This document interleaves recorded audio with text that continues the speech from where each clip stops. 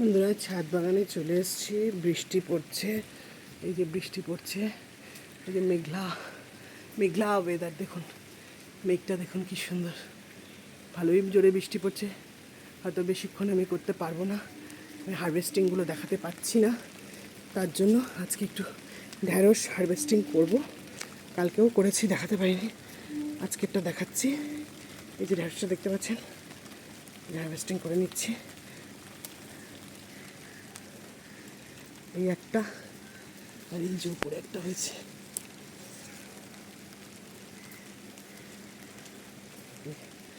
দুটো দুটো ঢ্যাঁড়স হারভেস্টিং করলাম। আর আছে ছোট, হয়ে এটা একটু ছোট আছে, এটা হারভেস্টিং করবো না, কয়েকদিন পরে করব। ঠিক আছে, আর দেখছি কোথায় কি আছে। উচ্ছে কতগুলো হয়ে রয়েছে, অনেকগুলো উচ্ছে হয়ে রয়েছে। দেখি এটা হারভেস্টিং করতে পারি কিনা, দেখাতে পাচ্ছি। দেখুন ভেতরে একটা, সেটা এখানে রাখি।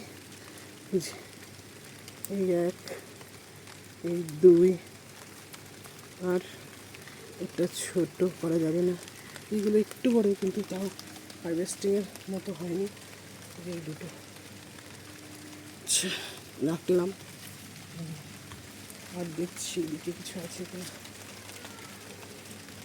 না, বৃষ্টিতে আমার ফোন ভিজে যাচ্ছে, বেশিক্ষণ হয়তো করতে পারবো না। এই যে পেঁপেগুলো বড় হচ্ছে আস্তে আস্তে।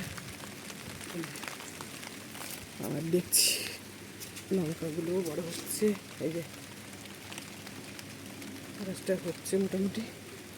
আর দেখছি একটা তরমুজ, 3 নম্বর তরমুজটাও তো হয়ে রয়েছে, কিন্তু তরমুজটা পুঁইশাকগুলো কেটে খেয়েছি। আবার হচ্ছে হাড়কোল কেটে খেয়েছি। আবার হচ্ছে এটা হচ্ছে ডিমা শাক, আর থানকুনি পাতাও কেটে খেয়েছি। আর হচ্ছে হাড়কোল পাতা। আর আরও তো আছে ঢ্যাঁড়স গাছগুলো। তো এই ঢ্যাঁড়স গাছগুলো তো পিঁপড়ে ধরে নিয়েছিল, আমি মাথা ভেঙে দিয়েছিলাম, এদের সাইড থেকে বাড়ছে, এটাও তাই। আর এই ঢ্যাঁড়স গাছটাও হয়েছে। আর দেখাচ্ছি কতগুলো লঙ্কা গাছ এইখানটায়। এই যে রাঙা আলু গাছের যে পাতা ছড়িয়েছে, এই যে এই যে থানকুনি পাতা। এখানে একটা ক্যাপসিকাম গাছ লাগিয়েছি, এটা নোটে শাক, আর এটা হচ্ছে কলমি শাক। এই যে, আর এই যে বেগুন গাছে ফুল এসে ঝরে যাচ্ছে, এই যে পিঁপড়েতে কেটে দিচ্ছে, পোকায় কেটে দিচ্ছে। আপনারা একটু জানাবেন কমেন্টে যে কোন ওষুধ দিলে পোকা থেকে রেহাই পাবো।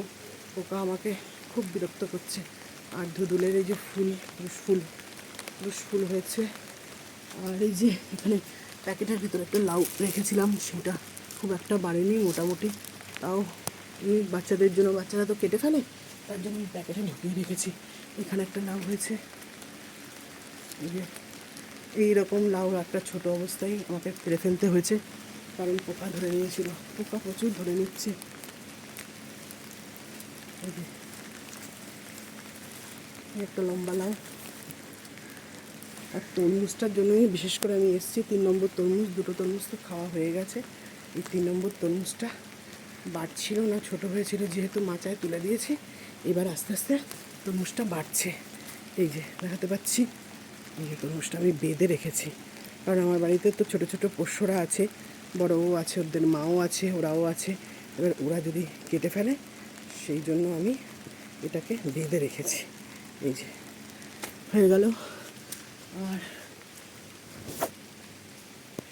আর তো নানা ধরনের গাছ তো দেখিয়েছি আগে। এই ঢ্যাঁড়স গাছটা খুব সুন্দরভাবে বেড়েছে। এর ফুলও আপনাদের দেখিয়েছি। যে ঢ্যাঁড়সের ফুল দেখুন, যারা দেখেননি সরাসরি ঢ্যাঁড়সের ফুল, অনেকেই দেখেনি, যাদের গাছ নেই তারা তো আর দেখতে পাবে না, বা যারা বাগানে গিয়ে দেখেন যে ঢ্যাঁড়সের ফুল দেখুন। আর এখানে ফুটিটাকেও প্যাকেটের ভেতর রেখে দিয়েছি, একটা ফুটি, সেই ফুটিটাকেও ওই প্যাকেটের ভেতর রেখে দিয়েছি, কারণ পোকা এত ফুটো করে দিচ্ছে যে বলার কথা না। এই ফুটিটাকে আমি প্যাকেটের ভেতর রেখেছি, জানি না এইভাবে কি কতটা বাড়বে, আমি বলতে পারছি না। তা মোটামুটি একটু হয়েছে। আরও তো কত রকমের গাছ আছে, ওটা দেখাবো। বৃষ্টিতে ফোন টোন সব ভিজে যাচ্ছে, এই জন্য বেশি কিছু করতে পারছি না। আমার কচু গাছও রয়েছে, কচু গাছের এই যে এখানে, এই যে এখানে একটা কচু গাছ, এইগুলো তুলে নিই, এগুলো হারভেস্ট করলাম। আরেকটা কচু গাছ আছে আমার, সেই কচু গাছটা হচ্ছে এই যেটা বসিয়েছিলাম। আর এইটা হচ্ছে লেবু গাছ, আর এটা হচ্ছে কারি পাতা গাছ। কারি পাতা গাছ, আর এইখানে একটা কুমড়ো গাছ তুলে দিয়েছি, যে যাচ্ছে, অনেকটাই চলে গেছে। আর এখানে একটা লঙ্কা গাছ আছে, ওটা তো গোল লঙ্কা দেখালাম, এটা লম্বা লঙ্কা আছে, লম্বা লঙ্কা ধরেছে আরও হচ্ছে। আর